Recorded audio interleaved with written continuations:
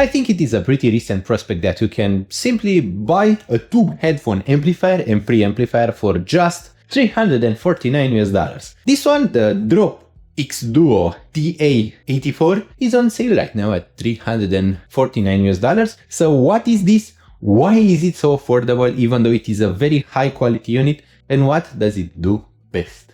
Well, this is the Drop Plus xDuoo TA-84. It is a Drop special model made by xDuoo, and it is the first model that I'm reviewing from xDuoo in almost 2 years. It seems that they've been preparing to make the partnership with Drop.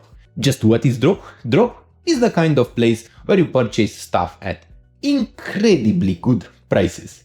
It also seems that recently it has been a strategy for companies to sell on Drop because people are expecting better than worth prices. But let's be honest, when you see a tube OTL headphone amplifier and preamp at $399, the price is actually quite good. The next good OTL, and I mean really good OTL headphone amplifier, is priced at $799, so it is double the price of the xDuoo TA-84, and that is the Felix Audio Echo 2. This one is quite heavy, so the power delivery at the back is quite serious. I have tested it for noise, I have tested it for driving power, and I have tested it for pretty much everything it can do, and notice what it cannot do so well. This one is an OTL headphone amplifier and preamp. OTL means that it is not great for low impedance planar magnetic headphones, and the company quotes that it is best to be used with headphones that have an impedance between 100 and 600 ohms, but I have used it with low impedance headphones just fine. It can drive them just fine, it won't burn them. It tends to have a very slightly higher noise floor, but it is negligible. What I do think is that it isn't perfect for IEMs, because there the OTL design can have some issues. OTL means that you are hearing the output of the tubes directly, so the sound that you are getting is straight from the tube. There is no other transformer on the line, and that tends to create the most faithful representation of the tube sound. So changing the tubes on this one will change the sound greatly. It comes with 2 sets of tubes, an ACC82 tube for the preamplifier and a very popular EL84 tube for the power amplifier. As you can see, it sags at the back because the back is much heavier than the front. It has one headphone output at the front, which is in the 6.3mm single-ended format. Since this is a tube amplifier that is normal, I have not seen a tube amplifier with a balanced design so far, or at least not one that has a balanced headphone output. We have a volume wheel at the front, which you can turn. It has very hard clicks, and you will feel every single click. It tends to increase the volume by each click, so it is not a smooth controller that increases the volume in an analogic fashion. This is to reduce the distortion and to keep the detail better. We have holes everywhere for cooling, so on the side we have holes, at the back we have holes, on the power converter we have holes, near the tubes we have holes. Tubes tend to get quite warm during usage, and I mean hot, you shouldn't touch a running tube. The power converter gets pretty warm during usage, and this is a pretty warm running unit. You should keep that in mind. It tends to run quite hot. It should not be placed at the top of another hot running dock. It should be placed next to it. Also, since those are tubes, they are somewhat sensitive to Wi-Fi noise and to noise in general, to interference and to distortion. It should be kept as far away from a computer or from a powerful GPU as possible, and it should be kept away from other strong electromagnetic fields. Typically, this just means don't place it at the top of the router, don't place it at the top of your computer, and don't place it at the top of a dock if it has a large power delivery. That should be enough. Now, besides using it as a preamplifier and as a headphone amplifier, it can be used as a USB dock because it has a Type-C USB input at the back. It has 2 gain modes. They differ by 16 decibels, which is huge in terms of the power, and you can set it to either work with the USB input or the auxiliary input. Another important aspect, since I am in Romania, is the voltage. You can set it between 220 volts and 110 volts. And guess what? It comes with 110 volts out of the factory, set for America. And I have connected a power plug to it, and I heard a click. What happened, you may ask? Well, the fuse burned. And the company is so aware that that may happen that there are 2 fuses and spare use. And I did check, the fuse was burned. I switched it to 220 volts and I replaced the fuse and it works. Try to verify the voltage before plugging it in because you may burn the fuse. Now we have an RCA auxiliary input and the pre-output also in the RCA format. Those are single-ended formats. I think that the best overall sound is if you are using the internal dock. It tends to have a lower noise.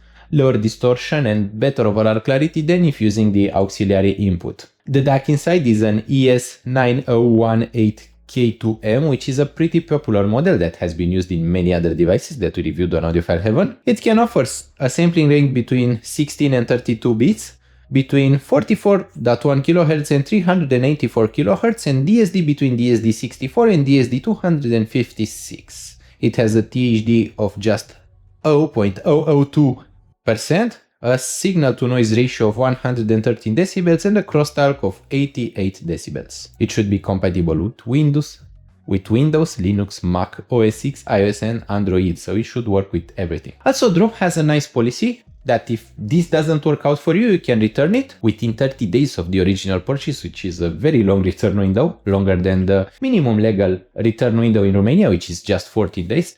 So Drop is helping you out to decide if you'll stick with this or not. It has 3 kilograms of weight, and the output power is important because at 100 ohms it has 44 milliwatts of power, at 300 ohms it has 83 milliwatts of power, and at 600 ohms it has 93 milliwatts of power, so the power grows with the impedance. This is why it is best used with high impedance headphones. Now that we did talk about the technical specifications, it is time to talk about the sound and the actual usage of the unit. First off, it is best used with its own internal DAC. Even if you are using pricey DACs, it tends to have more noise if you are using the auxiliary input, so I do recommend sticking with the internal DAC, the USB-C connector. I also think that it works beautifully as both a headphone amplifier and as a preamplifier. It adds a bit of tube noise. It adds some of that tube characteristic sound, but it doesn't add the specific tube noise that we typically see with tube amplifiers.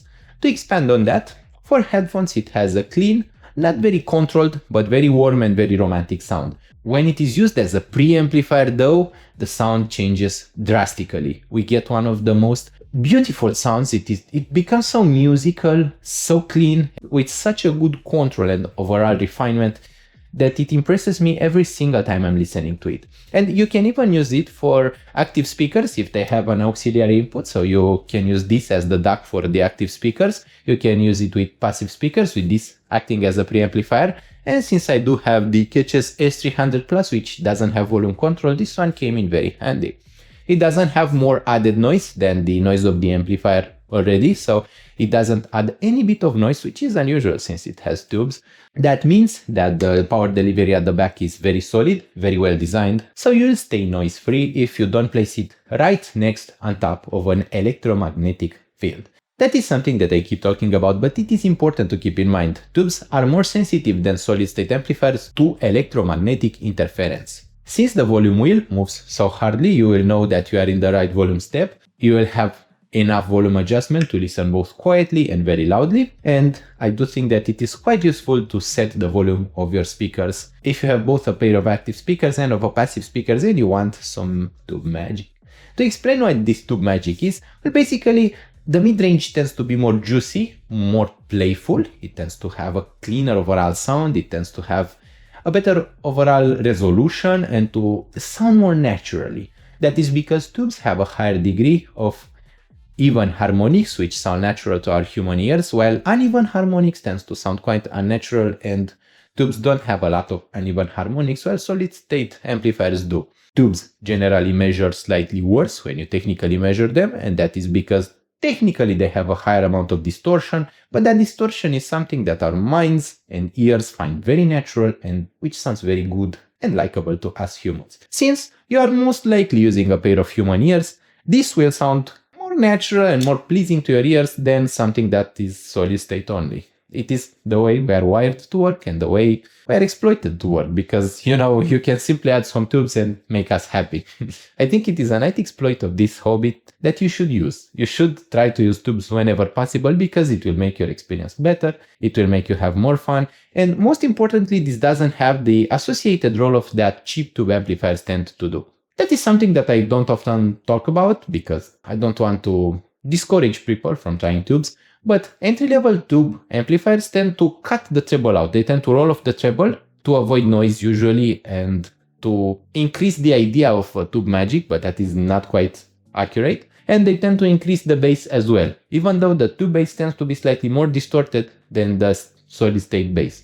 This results in a sound that is quite dull, quite muffled, and usually lacks the treble sparkle and extension, while something like the Drop Plus xDuoo TA-84 tends to be much more resolute, it tends to have better precision, and it isn't so colored. So the bass is pretty much neutral, the mid-range is pretty much neutral, and the treble is also pretty much neutral. Everything is neutral, everything is kept honest, clean, clear, and everything is very well controlled.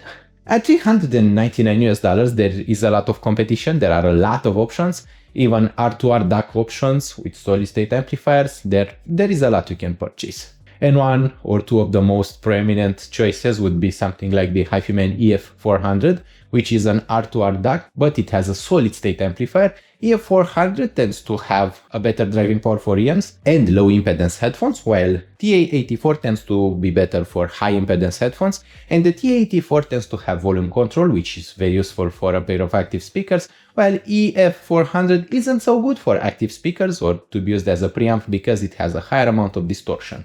This one has very little distortion, even though it is tube-based. The tube distortion tends to exist sometimes, especially if there is a strong electromagnetic field near it, which basically sounds like a very faint buzzing in the background. So it's like a very, very faint. That is the kind of tube distortion you should expect if you have a strong electromagnetic field. Other types of distortions that can come from tubes sound like or something like boop, boop, boop. That is how tube distortion can sound like if you have something that emits that distortion.